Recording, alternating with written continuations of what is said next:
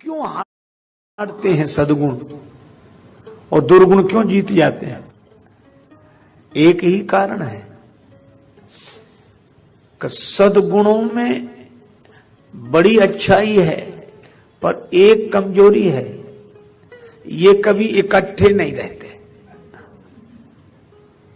और दुर्गुणों में सब बुराइयां हैं, एक अच्छाई है, ये कभी अलग अलग नहीं रहते हैं।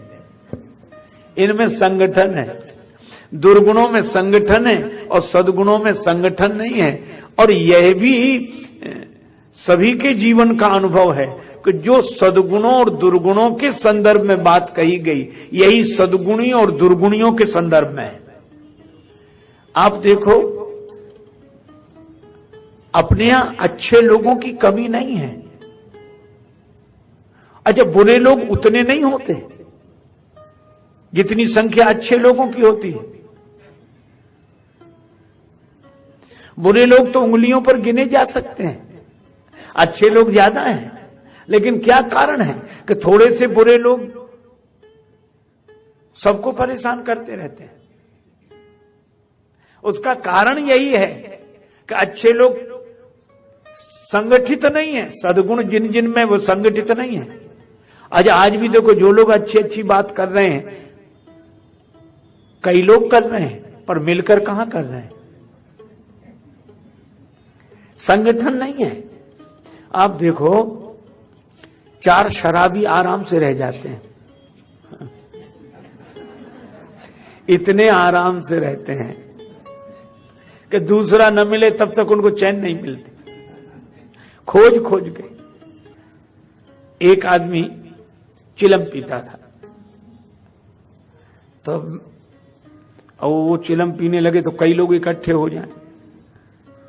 तो मैंने उससे कहा कि तुम पीते हो तो वैसे तो पीना अच्छा नहीं, और पीते हो तो अकेले ही पिया करो, इतनों को काहे को बिगाड़ते हो, ये सब इकट्ठे होते हैं। तो उसने कहा कि महाराज, आप पीते नहीं हो इसलिए आपको पता नहीं, मजा ही नहीं आता इतने लोगों के बिना। उनका संगठन है। 4 जुआरियों को, 4 शराबियों को, गंजेड़ी भंगेड़ियों को आप इकट्ठा रख सकते हैं, 4 को इकट्ठा रख सकते हैं, पर 2 विद्वानों को इकट्ठा नहीं रख सकते। और उसका कारण केवल इतना, मैं बहुत बार सोचता रहा कि अगर विद्वान संगठित हो जाएं, साधु संगठित हो जाएं, तो कितना अच्छा, अच्छे लोग सब संगठित हो जाएं, पर होते नहीं। मैं बहुत बार सोचता रहा कि क्यों ऐसा होता है। तो उत्तर मुझे एक ही समझ में आया कि शराबियों को गालियां मिलती हैं, जुआरियों को गालियां मिलती हैं, निंदा होती है, और विद्वानों की, संतों की पूजा होती है। और यह मानवीय दुर्बलता है कि निंदा आदमी मिलकर भोगना चाहता है और प्रशंसा अकेले ही पाना चाहता है। गाली मिले तो सबको मिले और प्रशंसा हो तो केवल हमारी हो, प्रशंसा हो तो केवल हमारी हो। एक गुण आता है, दूसरा जाने लगता है। उदाहरण के लिए जैसे सत्य और शील, सत्य भी गुण है और शील भी गुण है, पर शील है दूसरे के हृदय का ख्याल रखना, भावना को देखना कि इसे बुरा न लगे, शील है। और सत्य कहता है कि लगे तो लगे। आपने सत्य बोला कि शील गया, और किसी का शील रखोगे तो सत्य गया। ये इकट्ठे ही नहीं रहते हैं। सत्य कहता है शील को रखो तो हमें छोड़ो, और शील कहता है हमें रखना है तो सत्य को छोड़ो। ये इकट्ठे नहीं रहते, सद्गुण इकट्ठे नहीं रहते। अच्छा, और विकार इकट्ठे रहते हैं। आप देखो, काम विकार है, कामना, चलो कामना, इच्छा विकार है। मन में उत्पन्न होने वाले एक विकार का नाम काम है, कामना है। कामना उत्पन्न हुई और इसमें विघ्न पड़ा, क्रोध को बुलाना नहीं पड़ा। क्रोध ने नहीं कहा कि तुम ही निपटो, हम काहे को आए, पर क्रोध कहता तुम चिंता मत करो, हम तो साथ ही हैं। तुम्हें छेड़े तो कोई जरा, और कामना में विघ्न पड़ा तो क्रोध आ गया। अच्छा चलो विघ्न नहीं पड़ा, कामना पूरी हो गई तो लोभ आ गया। कामना पूरी हो जाए तो लोभ, और कामना पूरी ना हो तो क्रोध। कितना संगठन है इसमें, इनमें इतना संगठन है। ध्यायतो विषयान पुंसः संगस्ते सुपजायते संगात संजायते कामः कामात् क्रोधो विजायते क्रोधात् भवति सम्मोहा सम्मोहात् स्मृति विभ्रमा स्मृति भ्रंशात् बुद्धिनाशो बुद्धिनाशात् प्रणश्यति। गणित है ये, एक आएगा तो दूसरा आ ही जाएगा।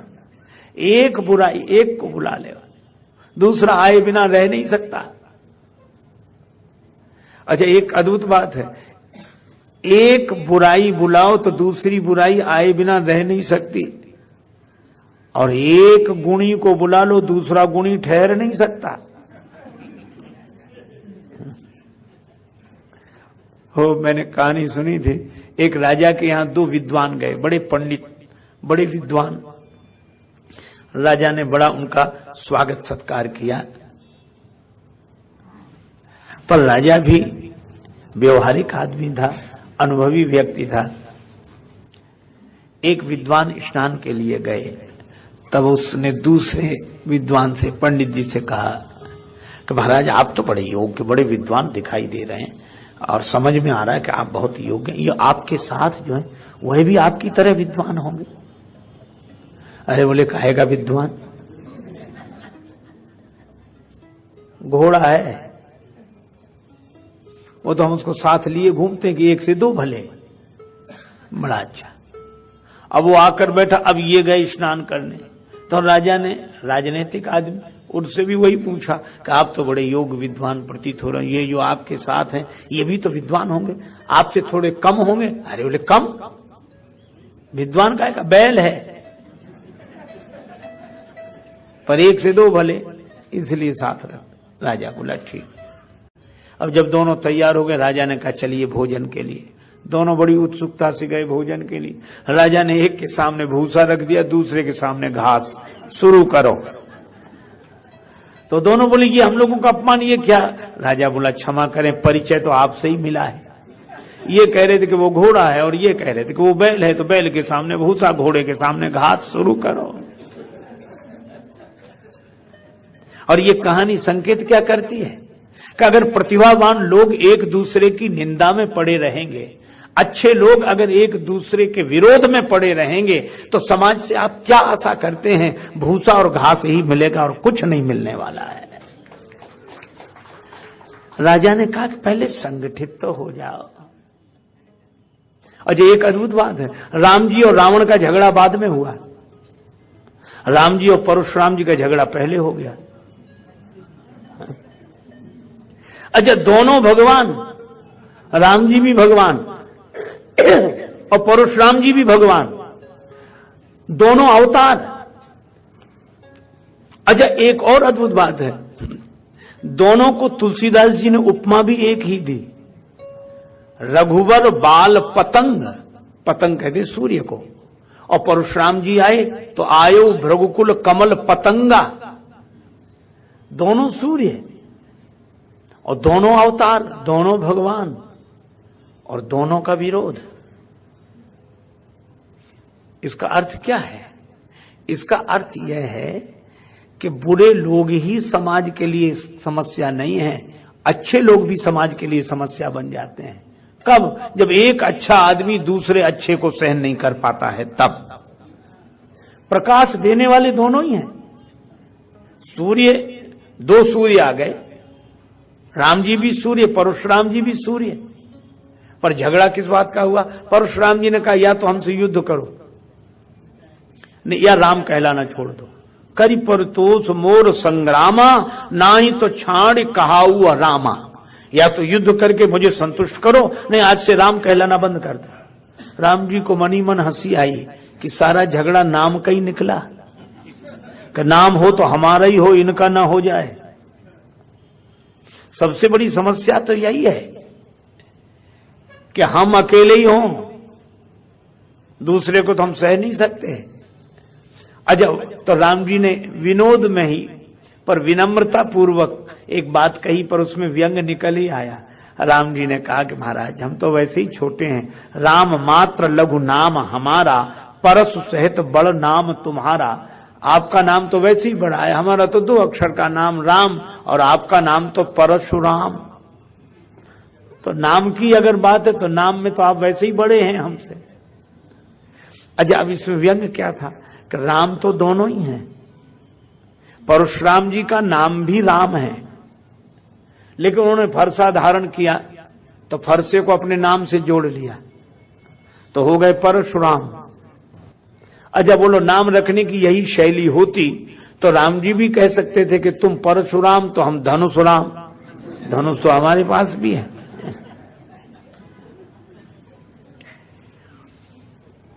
असल में अपने हाथ में जो आ जाता, अब देखो फरसा भी हाथ में है, तो अपने हाथ में जो है क्या वो अपने हाथ का है? अपने हाथ में दिया गया है पर अपने हाथ का नहीं है। अगर हाथ का होता तो चलता, पर चला नहीं। बहाई ना हाथ दहाई ऋषि छाती, हाथ चले तब तो फरसा चले। तो जो हाथ में आ गया है उसको अपने नाम से काहे को जोड़ते? फिर इस हाथ में अच्छा, हाथ में जब आएगा कोई भी पदार्थ तो तभी आएगा जब कोई दे। तो जब भगवान ने दिया है तब तो हाथ में आया है। अच्छा, अद्भुत बात है, भगवान ने दिया तब हाथ में आया, तो जिसने दिया उसका नाम तो भूल गए और जिसके हाथ में आया उसने अपने नाम से जोड़ लिया उसे। और यही बात होती है। तो आपके हाथ में जो आए उसे अपने नाम से न जोड़ें, आपके हाथ में जो आए उसे भगवान के नाम से जोड़ें कि हाथ में मेरे है पर भगवान ने दिया है, भगवान का है, मेरा उसमें क्या है। अच्छा, वैसे भी देखो श्वास, इससे ज्यादा तो कोई अपने नजदीक नहीं होगा, और श्वास तो हमसे इतना अभिन्न है कि हम हैं तो श्वास है तो हम हैं। लेकिन ये आपकी श्वास आपके लिए है पर आपकी नहीं है, भगवान ने दी है। और भगवान ने एक काम तो इतना किया कि आदमी कहीं इतना न सोचने लगे कि सब मेरा, तो सोचे श्वास भी मेरी। हालांकि कहता यही है, मैं जब तक मेरी श्वास चल रही, जब तक मेरी श्वास चल रही है तब तक मेरी श्वास। अच्छा, आप सोचो अगर श्वास अपनी होती तो जब मन होता तब लेते, जब मन होता तब नहीं लेते। कहते आज तो इतवार है, छुट्टी का दिन, नहीं ले रहे हैं। पर ऐसा कोई कर सकता है कि श्वास ना ले? वो लेनी ही पड़ेगी। आप सोचो, नहीं तो कोई कहता भी कि श्वास क्यों नहीं ले रहे हो? हमारी श्वास हम ले या न ले, तुम्हें क्या परेशानी? पर भाई इसी तरह जब हमारे जीवन में जो कुछ भी विशेषताएं आए, यह सोच लें कि भगवान की दी हुई हैं, भगवान की हैं, तो मन अभिमान से नहीं भरेगा। और मुझे लगता है कि अच्छे अच्छे लोग, प्रतिभावान लोग, ज्ञानी लोग, गुणी लोग, समाज को कुछ देने वाले लोग अगर भगवान से जुड़ जाएं तो फिर बुरे लोग इन्हें नहीं मिटा सकते, फिर बुराई अच्छाई को नहीं मिटा सकती। और यही कारण है, अभिमान ही विष है और भगवान अमृत है। और ये कथा बड़ी सुंदर है कि देवासुर संग्राम में भी जब देवता हारते थे राक्षसों से। अच्छा, एक और अद्भुत बात, रावण चलता गदा लेकर, आपन चले गदा कर लीने। रावण का जब राज्य हुआ, चारों तरफ अधर्म ही अधर्म, जब जब होए धर्म के हानि। रावण ने अपने प्रजाजनों से कहा कि तुम धरती के देवता मिटाओ, ब्राह्मण, धरती के देवताओं को तुम मिटाओ और स्वर्ग के देवताओं को मैं देखता हूं। यहां के तुम मिटाओ, वहां के हम देखेंगे। ये विद सबही आज्ञा दीनी, आपन चलो गदा कर लीनी। और जहां जाए तो देवता भाग गए, रावण अकेला और देवता इतने पर भाग गए। इसका अर्थ क्या है कि कितने भी गुण आपके जीवन में हों, पर इन सब को मिटाने के लिए एक बुराई काफी है। अच्छा, देवताओं से किसी ने पूछा कि तुम तो अमर हो, तुम्हें किस बात का डर है, क्यों भाग रहे हो? जब तुम अमर हो तो रावण तुम्हें मार नहीं सकता। रावण क्या कोई भी नहीं मार सकता, फिर भाग क्यों रहे हो? देवताओं ने कहा इसीलिए तो भाग रहे हैं कि हम अमर हैं। मरने वाले होते तो ज्यादा ये सोचते कि ज्यादा से ज्यादा मरेंगे और क्या होगा, लेकिन हम मर सकते नहीं, पता नहीं कब तक पिटेंगे, इसलिए भाग रहे हैं।